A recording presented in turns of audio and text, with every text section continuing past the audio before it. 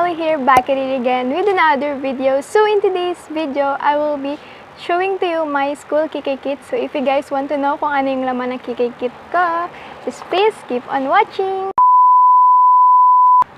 So ayan, mag-start na tayo. And ito yung KIKAY kit ko. Simple pink pouch lang siya. Ayan.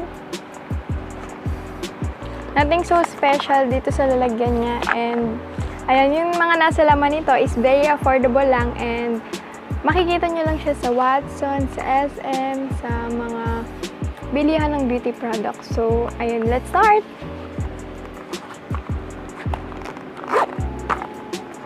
So yung una ko nakita dito is this Bello BB Cream. So, kadalasan ito yung ginagamit kong sunscreen or yung BB cream na ginagamit ko since may sun protection siya, which is SPF 50 PA++++.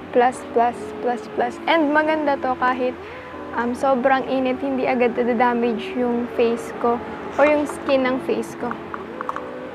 So, the next one is this Johnson's Baby Powder. So, ayan, pang retouch lang, ganon.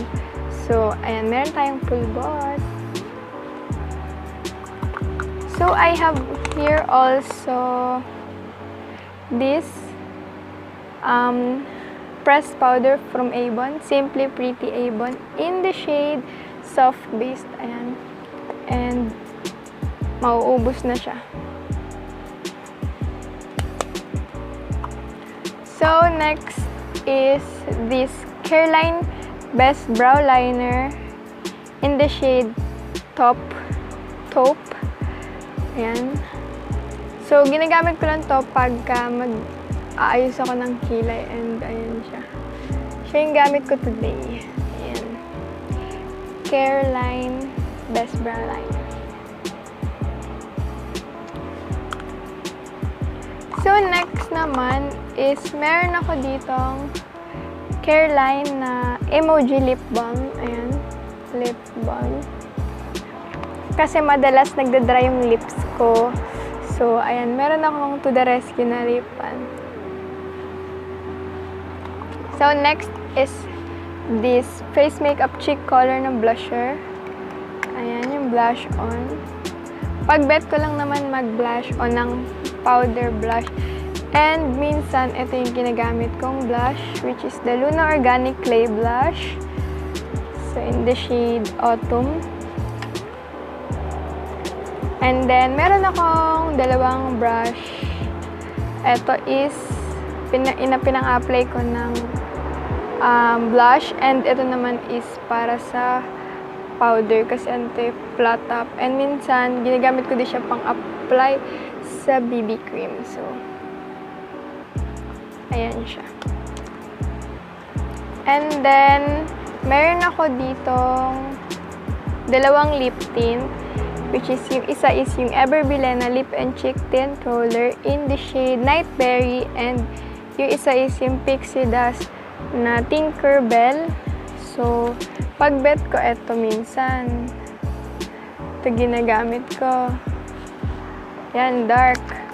Tapos pag-bet ko lang ay medyo pakulang ito. Ayan. Yung hindi masyadong dark. So, maganda naman sila parehas. Pero kadalasan sa morning is yung Everbilena na ginagamit ko. And yung pang-retouch ko naman is itong Pixie Dust na Tinkerbell kasi hanggang pag-uwi na yun. Meron na yun.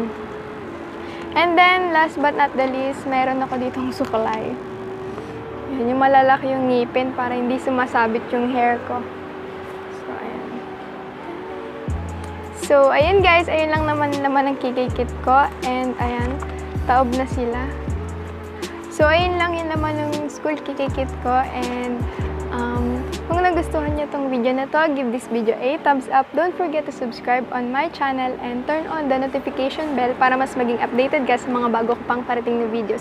And also, don't forget to follow all my social media accounts down in the description box below. So, ayun guys, share nyo naman kung ano yung laman ng school KIKAY kit sa comment section. So, ayun guys, thank you so much for watching and I hope to see you soon on my next one. Bye!